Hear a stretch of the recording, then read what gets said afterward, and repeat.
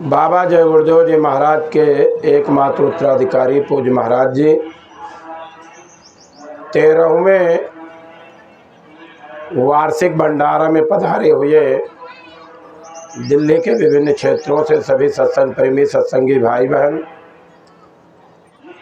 नए लोग जो पहली बार आए हैं, सभी उन धर्म प्रेमियों को सादर जय गुरुदेव।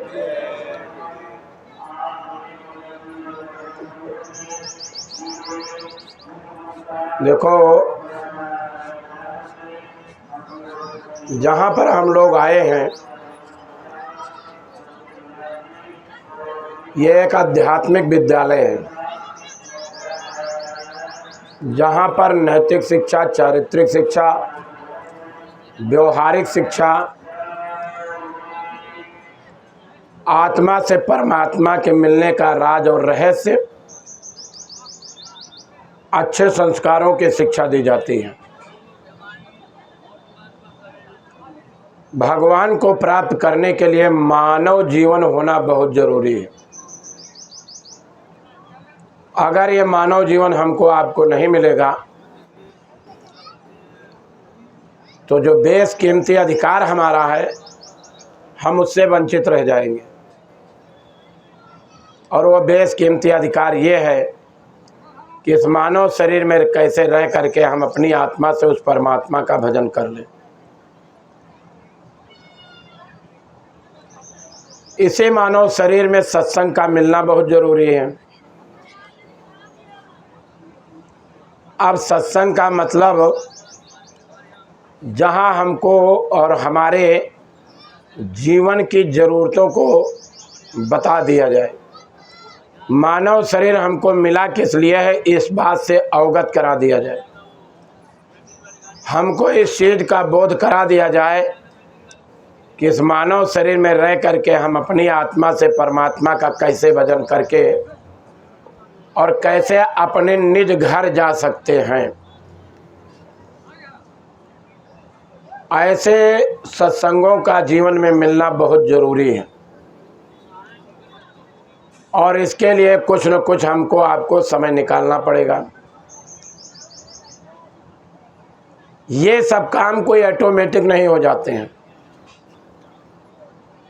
और कोई मशीन ऐसी बनी भी है कि ऑटोमेटिक करें तो उससे पहले उसको बनाने में कितना समय लगता है, कितना खर्चा लगता है, उस पर निगाह डाल लो। इसलिए इस मानव शरीर की कीमत को हमको आपको सबको समझना पड़ेगा। एक क्षण के लिए श्वास की पूंजी का खजाना खत्म तो परिवार से लेकर के और अपने लिए भी बहुत बड़ी महाप्रलय आ जाती है।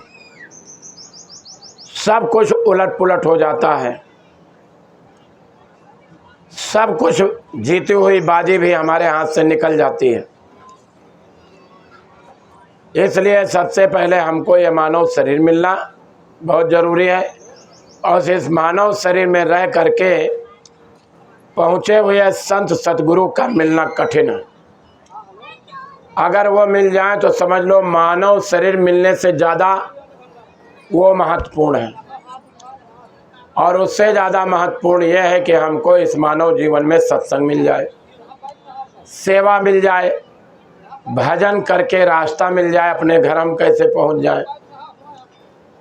इसीलिए महापुरुष हमारे आप जैसे जीवों को पकड़ते हैं और पकड़ करके फिर उनसे तन से, मन से, धन से मेहनत करा करके और अपनी आत्मा को उस पराकाष्ठा पर पहुंचाने का रास्ता बता देते हैं, तरीका बता देते हैं।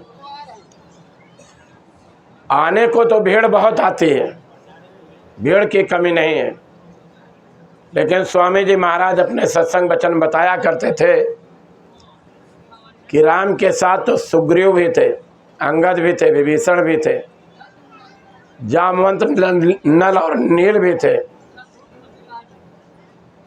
लेकिन हनुमान एक ही निकला।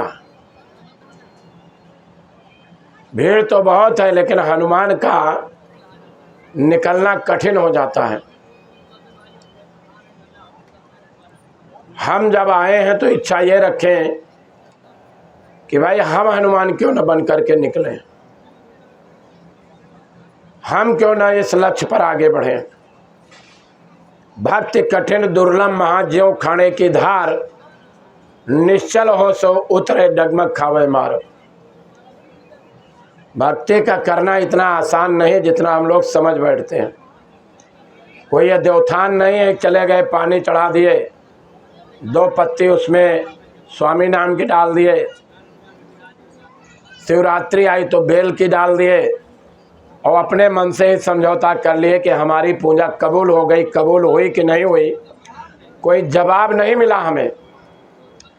ये तो हमें जवाब तब मिलता है जब हम स्कूल में पढ़ते हैं, पेपर देते हैं, एग्जामिनर पेपर को जांच करके और तब रिजल्ट निकालता, तब हमको औकात पता चलती है कि हम कितने पानी में हैं। उसी तरीके से आध्यात्मिक शिक्षा है। भक्ति के 2 ही रास्ते बताए गए हैं। सत्संग सुनो, उसको अपने आचरण और व्यवहार में उतारो और आदेश का पालन करो। जो आदेश हो जाए वही भक्ति है। अब हम सोच ले खाली सुमिरन ध्यान भजन करेंगे तो मुक्ति हो जाएगी, हम सोच ले खाली सेवा करेंगे तो मुक्ति मोक्ष हो जाएगी, हम खाली सोच ले सेवा दे देंगे इससे हमारी मुक्ति मोक्ष हो जाएगी। तो कोई चीज जब बनती है तो कई मसाले उसको मिला करके तब बनाई जाती है। गाड़ी बनती है तो उसमें तमाम तरीके के ऑटोमेटिक संसाधन लगाए जाते हैं।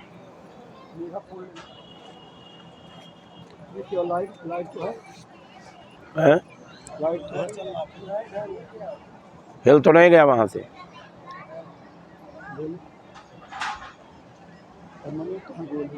नहीं, मनोज गए हैं कहीं बाहर। लाइट आ रही है, फ्यूज उड़ गया। मेरा फोन तो पकड़ा दो, तो इसलिए हमको आपको इस बात को समझना है।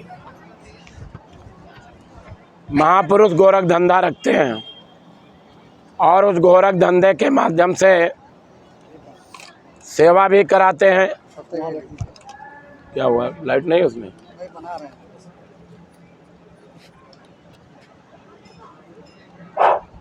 सेवा भी कराते हैं, भजन भी कराते हैं और हमारे द्वारा कमाई गई सेवा से भी हमारा परमार्थ बनवाते हैं। इसलिए जीवन में हमेशा यह याद रखो कि हमको ये बेशकीमती मानव शरीर मिला है। सुख सुविधाओं की कमी नहीं है, सुख सुविधाएं बहुत है हमारे पास।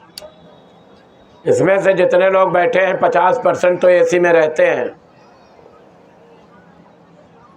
लेकिन जब हम यहाँ आए हैं, घर वाली सुविधा मिल जाए, घर वाला ऐसो आराम मिल जाए, काहे को हम भजन करेंगे? क्या जरूरत है भजन करने की? हम सुविधाओं के गुलाम बन गए और आज से नहीं, कई जन्मों से निरंतर बनते चले आ रहे हैं। यह कर्म भूमि है, यहाँ कर्म कर्जे का लेन देन चलता है। पहले जमाने में जब पैसा नहीं होता था लोगों के पास, सामान की अदला बदली चलती थी। आपको एक सामान की जरूरत है, आपके पास नहीं है, दूसरा सामान आप ले जाइए, बाजार में दे दीजिए और वो सामान ले आइए। उसी तरीके से हम आप कोई एक हाथ से कर्म करेंगे तो हमको दूसरे हाथ से उसको भोगना ही पड़ेगा। हम कोई अच्छा बुरा कर्म करेंगे, उसका अच्छा बुरा फल भोगना पड़ेगा। इसलिए महात्माओं ने कहा, अगर भक्ति करके पार जाना चाहते हो तो पहले सत्संग सुनो। और खाली सत्संग सुनना नहीं है, अगर टीचर आए और क्लास में बता के चला जाए, हम लोग उसका होमवर्क ना करें, उसका काम ना करें, तो वह पढ़ाई नहीं है। फिर अपने व्यवहारिक जीवन में हम उसको उतारें। सत्संग सुनाने को तो सतलोक तक का चढ़ा दिया जाता है आदमी को, नीचे से शुरू किया गया और सतलोक तक चढ़ा दिया गया। क्या फर्क पड़ता है? सुनने वाला भी सोच ले, कह देता है लोगों से, हमने आज, अरे भाई फलाने ने सत्संग सुनाया, बड़ा ऊंचा सत्संग सुनाया। अब ऊंचे के उस पायदान में देखो हम किस स्टेज पर खड़े हैं, हम किस स्टेज पर खड़े हैं। अरे वो भोजन कर लेगा तो हमको कितना मिलेगा ये भूल जाइए, समझने की जरूरत है। पहले जमाने में किसने कितनी भक्ति की है वो खाली बताया इसलिए जाता है कि तुमको इस मुकाम तक पहुंचना है। इतना बड़ा त्याग करके इस आदमी ने इस चीज को पाया। दूसरे के खेत में फसल बहुत बढ़िया खड़ी हो और हम उसका गुणगान करते रहें तो हमारे घर अनाज नहीं जाने वाला है, हमारे घर वो माल नहीं पहुंचने वाला है। हमको आपको ये समझना है, हम अगर रोशनी का एहसास करना चाहते हैं तो हमको आंख खोल करके चलना पड़ेगा, और हम अगर आंख बंद करके चलते रहे तो हमारे आगे आगे कोई हाइलोजन लेकर के चलता रहे तो भी हम उस रोशनी का एहसास नहीं कर सकते, उस रोशनी का लाभ नहीं उठा सकते। अगर हमें अमृत प्राप्त करना है तो बरसने वाले अमृत की बूंदों के लिए हमको कैसे हमारे मुंह में जाए, मुंह खोल करके रखना पड़ेगा। मोटी और सीधी बात है, इसको कहते हैं कर्म प्रधान देश। हम आंख बंद किए पड़े रहे, हम दवा लाएं रख दें ठीक हो जाए, ये सब चीजें असंभव हैं। महात्मा भी एक सीमा तक दया का एहसास कराते हैं। रोग दोख दुनिया में खत्म हो जाए, हारी बीमारी खत्म हो जाए, दुख और कष्ट कलेश खत्म हो जाए तो चूल्हे के भाड़ में गए भगवान, क्या जरूरत है हमको?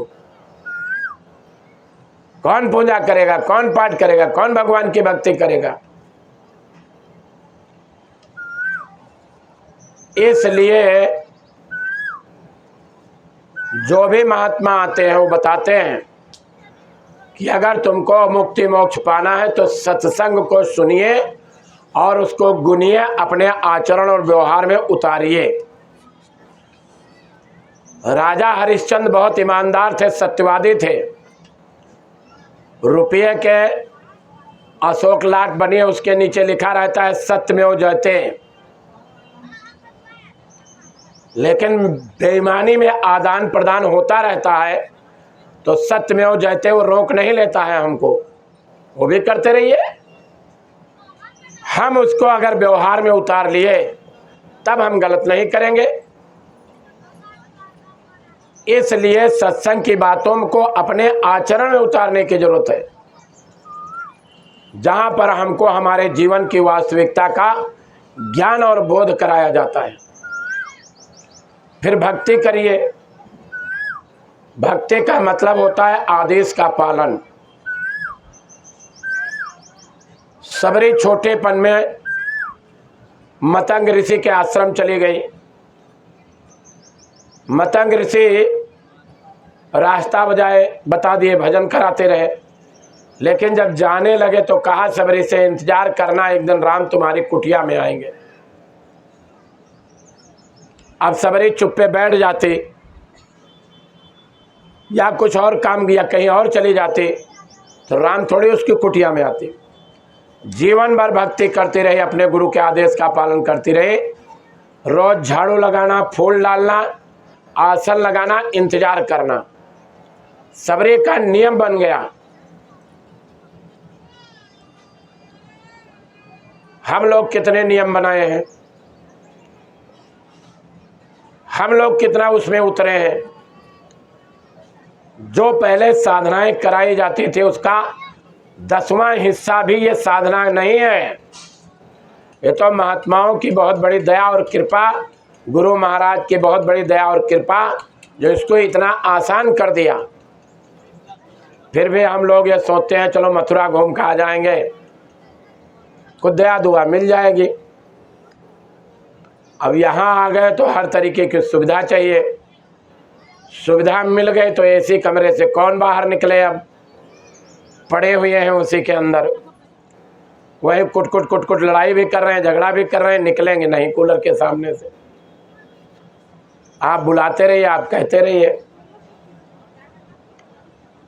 सुविधा नहीं तो उसके लिए झगड़ा, सुविधा हो गई तो उसके लिए झगड़ा। एक फिल्म बनी थी तो किसी ने बताया हमको, एक बार इस फिल्म को देखो, बड़ी मज़ेदार फिल्म है। और फिल्म भर का निचोड़ सिर्फ ये था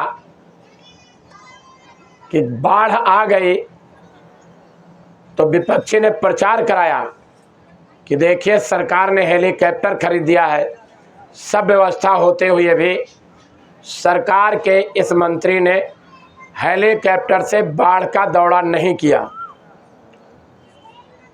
मतलब ये दुष्प्रचार। और अगर हेलीकॉप्टर से दौरा कर लेगा, वो अपने आदमी को समझा रहा है कि अगर मंत्री जी हेलीकॉप्टर से जब प्रचार कर लेंगे, दौरा कर लेंगे, तो तुम लोग ये प्रचार करना कि जनता गरीबी से मरी जा रही है, जनता का पैसा फूंक करके, और मंत्री जी हेलीकॉप्टर से दौरा कर सकते, क्या पैदल दौरा नहीं कर सकते? मतलब दोनों तरीके से बदनामी तुमको करनी है। हम लोग यहाँ खड़े हैं, क्या सहूर सीख पाएंगे, क्या भजन कर पाएंगे, क्या सेवा कर पाएंगे? अरे एक दो दिन का काम नहीं है ये, साल भर में चले गए, मथुरा का दर्शन करके प्रसाद चढ़ा करके लौटते गाड़ी से बैठ करके दिल्ली चले आए।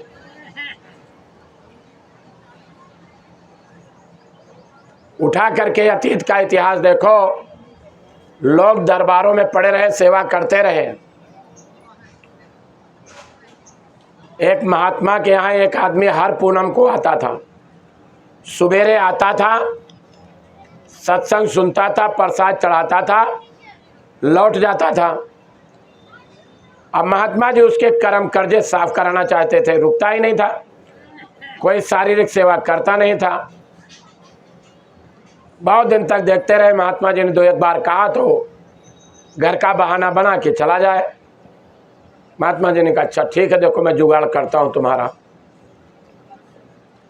तो एक पूनम पर जब वो आया तो महात्मा जी ने एक चिट्ठी लिखी और लिख करके उसको चिपका दिया, चिपका करके उसी को पकड़ा दिया और कहा ठीक है, तुम जब जा ही रहे हो तो हमारा एक प्रेमी इधर रहता है उस गांव में, चले जाना, ये चिट्ठी उसको पकड़ा देना, और जब तक वो चिट्ठी हमारी पढ़ ना ले तब तक तुमको वहां से जाना नहीं है।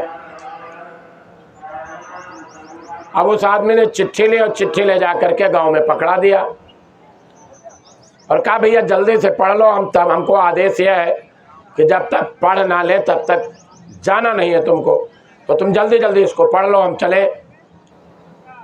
अब थोड़ी ही देर में उसने 2-3 बार कह लिया तो उस गुरु भाई ने कहा भाई लाओ देखिए कितनी इंपॉर्टेंट चीज़ इसमें लिखी है। जब चिट्ठी को खोला, वहाँ से खोल करके पढ़ा तो लिखा कि बच्चों मैं इस आदमी को तुम्हारे पास भेज रहा हूँ और इसको इसके घर 6 महीने तुमको नहीं जाने देना है, 6 महीने तुमको रोक के रखना है। चिट्ठी पढ़ी और जेब में रख लिया। तो उसने कहा भाई क्या लिखा है? कहले जो लिखा है गुरु का आदेश हुआ है वो आदेश अभी पालन करूंगा। कहले ठीक है चलो भैया। कहले ना अब तो तुमको जाना नहीं है। कहले क्यों? अरे कहले बस जाना नहीं है तुमको, यहीं रहो, खाना खाओ, पानी पियो, टट्टी पेशाब करो, खाट लगा दूंगा, यहीं पर तुमको रहना है। अब कहना ना भैया हम तो 1 मिनट भी नहीं रुक पाएंगे। एक लठ बड़ा सा उठा के ले आया तो कहा इसको देख रहे हो, इसको देख रहे हो ना? कहन भैया ऐसी कौन सी गलती हो गई जो आप लठ दिखा रहे हो? हम तो गुरु महाराज चिट्ठी लाए तुमको दे दिए। अरे कहले उसी चिट्ठिया में तो लिखा हुआ है कि इसको 6 महीने जाने मत देना। हर पूनम पर मैं रोकता हूँ, ये रुकता नहीं है और ये कोई सेवा नहीं करता। 6 महीना वो टट्टी जाए तो लिए लठ खड़ा, सोए तब लिए लठ खड़ा, खाना खाएं तो लठ लिए खड़ा, और 6 महीने तक चौकीदारी उनकी करता रहा। 6 महीना जब पूरे हुए, रोने लगा, कहा भैया अब तो जाऊं, कहले जल्दी भाग यहाँ से, भाग, अब कोई ज़रूरत नहीं।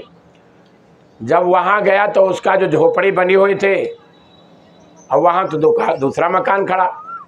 इधर गुरुजी ने किसी को स्वप्न दे दिया और कहा भाई बच्चों जरा वो आश्रम पर रुक गया, सेवा कर रहा, उसकी मदद कर देना। अब वो लाला आदमी थे, पहुँचे, ले करके देखे चारों तरफ, कहले तो बड़ी जर्जर स्थिति है। गुरु ने आदेश दिया तो कुछ न कुछ राज है। झोपड़ी हटवा दी, जमीन साफ करा दी, उस पर मकान खड़ा करा दिया सेठ ने। अब पत्नी बढ़िया, बच्चे आराम से रह रहे हैं। अब इधर उधर देखा, लोगों से पूछा, कहले यही तो तुम्हारा मकान है? अरे भाई तुम गुरुदरबार में सेवा करते रहे, तब तक तुम्हारा मकान बनवा दिया गुरुजी ने। दरवाजे की कुंडी खटखटाई, औरत घर से बाहर निकली, बढ़िया कपड़ा लत्ता पहने हुए। कहा तुम कैसे आ गए? अरे कहा मैं अपने घर में आया हूँ भाई। कहले क्या करने आए हो? अब यहाँ क्या तुम्हारी जरूरत? अरे जब तक तुम आते और जाते रहे तब तक हम गरीबी ही गुजारते रहे। इस बार तुम 6 महीने गुरु महाराज के यहाँ रुक गए हो, देखो बढ़िया कोठी और बंगला बन गया। ऐसा करो तुम गुरु महाराज के यहाँ जाओ, वहीं सेवा करो, जाओ वहीं सेवा करो। सेवा से कर्म करते हैं, कर्म कर्जों की माफी होती है। खाली हाजिरी लगाने से कुछ नहीं होता है। स्वामी जी महाराज ने कहा जब सिमरन ध्यान भजन करने बैठो तो इच्छा लेकर के बैठो कि आज हम कुछ करके उठेंगे। स्वामी जी ने नामदान दिया, इसलिए हमको करना, खाली यही नहीं सोचना है, हमको इसलिए भी करना कि आज मैं बैठता हूँ, चाहे ध्यान पर बैठो चाहे भजन पर, कुछ न कुछ हम आगे बढ़ करके तब उठेंगे। हनुमान जी ने भक्ति किया था। मैनाक पर्वत ऐसे समुद्र से निकला और कहा तुम थक बहुत गए हो, विश्राम कर लो। कहा राम काज कीने बिना मोह कहाँ विश्राम। मुझे तब तक विश्राम नहीं जब तक राम का काम यानी सीता की खोज खबर लेके और पहुंचा न दूं उसकी उनकी खबर, तब तक हमें कोई आराम कोई विश्राम नहीं है। इसलिए सत्संगी भाई बहनों, ये बार बार वही पाठ पढ़ाया जाता है। क्यों पढ़ाया जाता है? लोग कहते हैं अरे वही तो सुनाएंगे, वही तो बताएंगे, बाद में सेवा मांग लेंगे। सेवा भी मांगी जाएगी, वो पाठ भी वही पढ़ाया जाएगा। एक बच्चा अगर क्लास में साल भर पढ़ के और पेपर देने में उसने उन प्रश्नों का जवाब नहीं दिया तो फिर उसी क्लास में पढ़ो, फिर उसी क्लास में पढ़ो। हम आगे बढ़ने की इच्छा शक्ति ही नहीं रखे हैं तो कैसे बढ़ेंगे आगे? पहले पायदान पर पैर रखने की हिम्मत नहीं और दूसरे के लिए टांग उठाए ऐसे खड़े हो। जब पहले पर पहले तो चढ़ो, फिर दूसरा पायदान ढूंढो। तो इसलिए भक्त कठिन दुर्लभ महाज्यो खाने की धार, निश्चल हो सो उतरे डगमग खावे मार। जो असमंजस की स्थिति में रहेगा कुछ नहीं हो सकता है।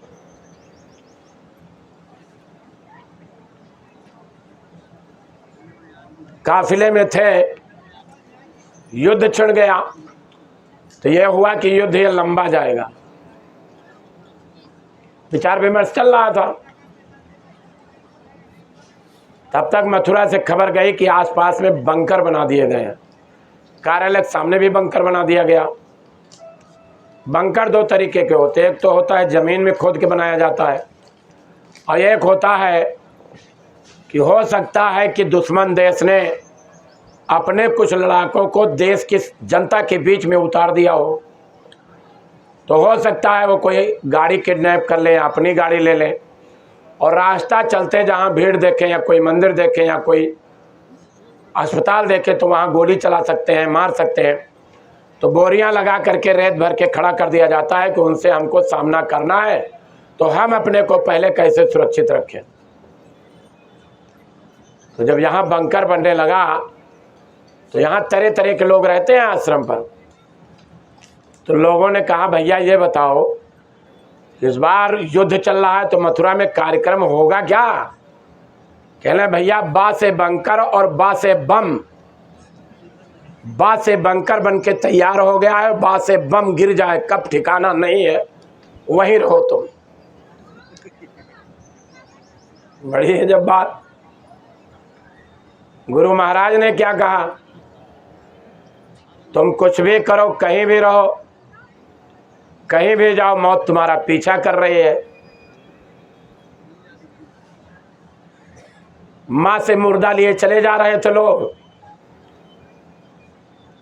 शमशान घाट की तरफ, तब तक मां से मिसाइल आगे आके गिर गई।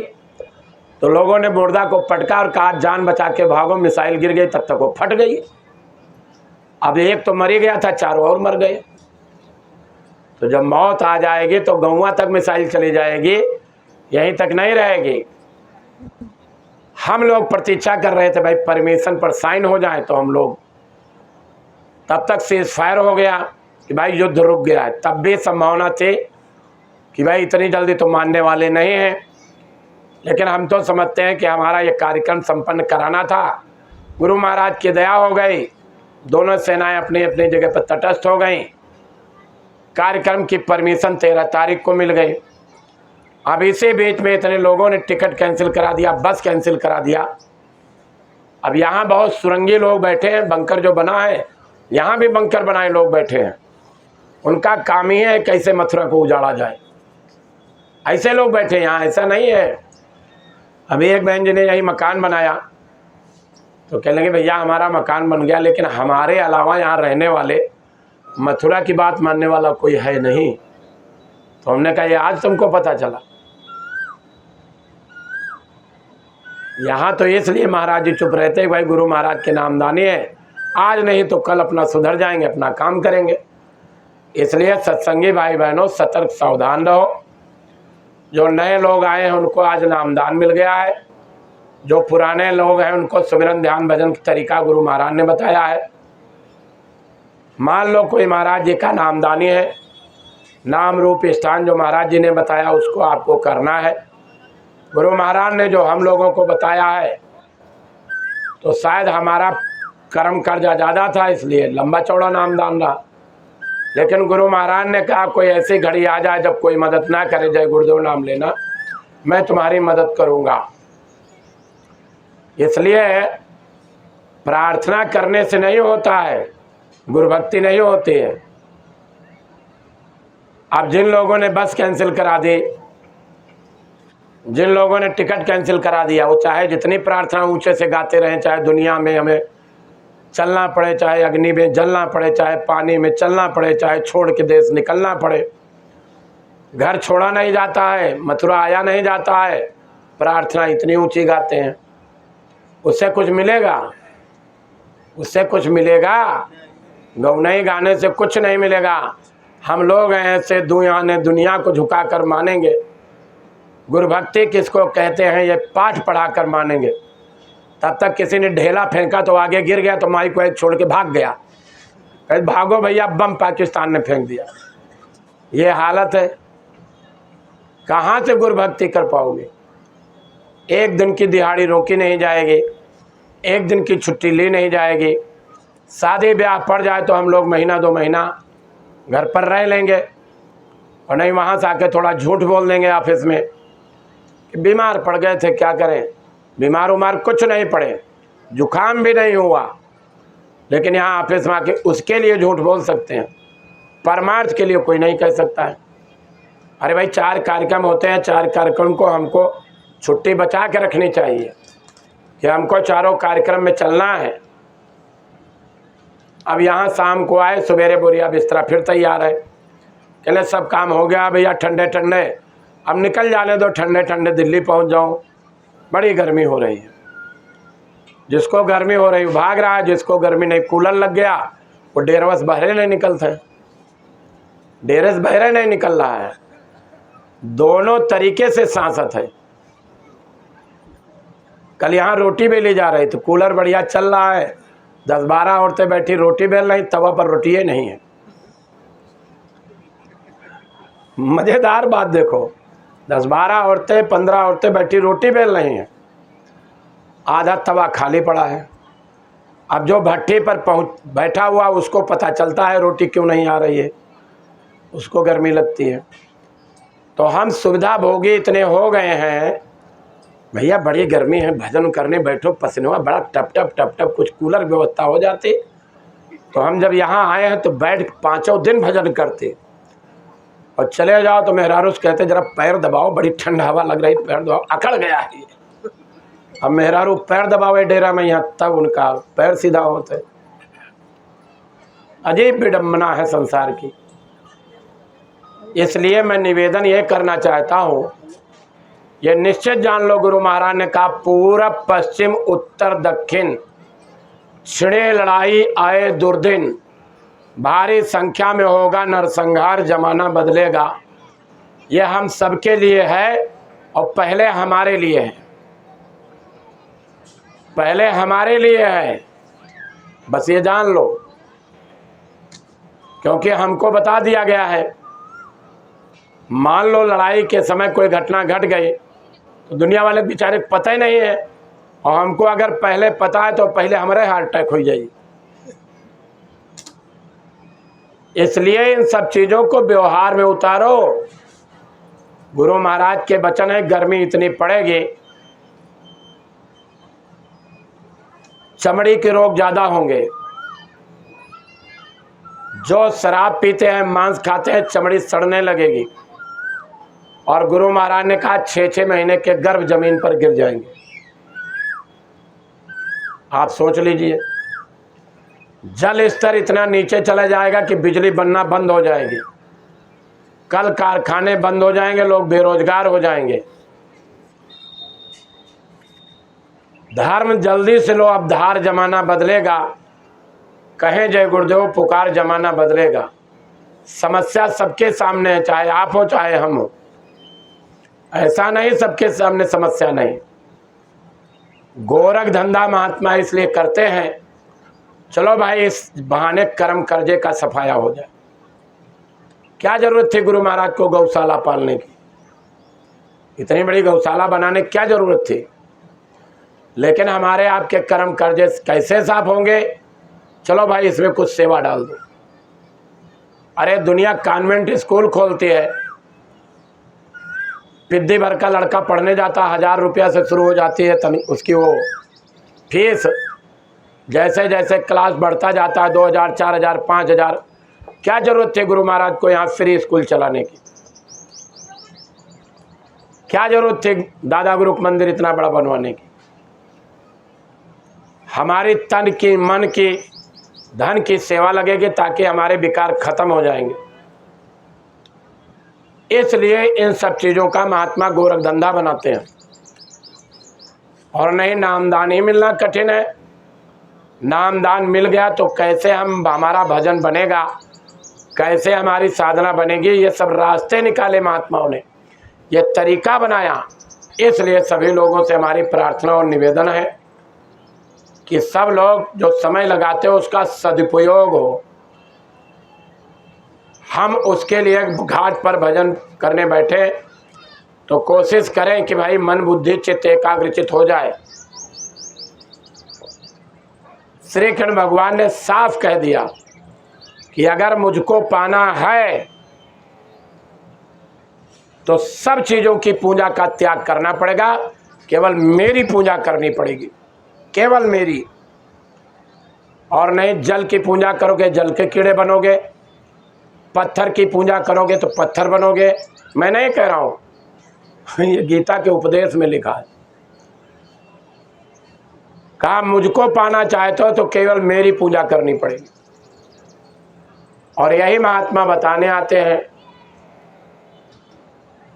धाम अपने चलो भाई पराए देश क्यों रहना, काम अपना करो जाई पराए काम क्यों फंसना।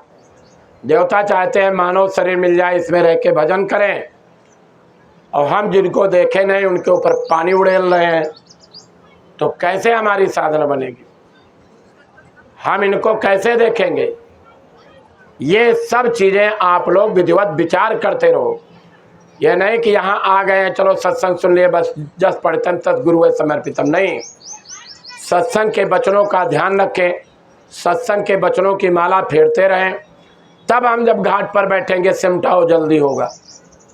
और दुनिया की माला फेरते रहें, घर गृहस्थी की माला फेरते रहें, बाल बच्चों की माला फेरते रहें, तो जब सुमिरन और ध्यान भजन पर बैठेंगे तो हमारा उसी चीज़ का सुमिरन, उसी का ध्यान, उसी का भजन होगा।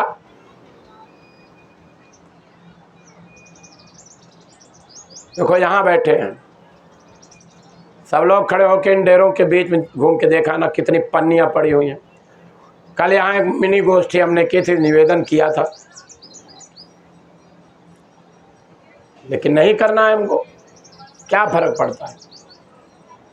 अरे भैया सेवा है, कुछ कर लो, मौका मिला है। और नहीं हाथी जैसा शरीर, इसमें कहीं शुगर जैसी बीमारी हो गई तो सामने रसगुल्ला रखा है, खा नहीं सकते हो। घर वाले समझाएंगे कि एक आध खा लो, कोई फर्क नहीं पड़ेगा। और एक गले के नीचे उतरा तब तक दैया मैया होने लगा। डॉक्टर ने पूछा क्या खाया था तुमने? डॉक्टर साहब मन नहीं माना, लाल टपकी, कपड़ा भीग गया। घर वालों ने कहा एक रसगुल्ला खा लो, एक से क्या होगा। चले यही तुमने गड़बड़ कर दिया, वही रसगुल्ला जो है तुम्हारा अटक गया है बीच में। अब लो 1 किलो दवाई ले जाओ, खाओ घर में, तब ठीक होगे। हमारा कहने का मतलब सब कुछ होते हुए भी बीमारी आपको लग गई तो संसारिक भोग भोगना भी कठिन हो जाता है। शरीर में कोई कमी आ गई तो संसार का जो है अच्छा बुरा भोग नहीं भोग पाएंगे। तो सभी से हमारी प्रार्थना और निवेदन है, यहाँ से जा करके गुरु महाराज क्या करते थे कि जब यहाँ आते हो, सत्संग सुनते हो तो वैराग्य पैदा हो जाता है। लेकिन जब लौटते समय गठरी लेके गए और घर में खोले तो वही घर का चूल्हा चौका, बर्तन, रोटी, आलू प्याज लहसुन, गेहूं चावल आटा दाल, बस इसी में उलझ गए। इसी में हम सब उलझे हैं। बेटा बेटी पैदा हुए, मैं और मोर तोड़ तय माया, जय बस कीने जीव निकाया। हम सब के सब इसी बंधन में बंधे हुए हैं। महात्मा कहते थोड़ा ऊपर चलो, थोड़ा सा, ज़्यादा नहीं। बस तुम नीचे की सोचते हो 2 आँखों के,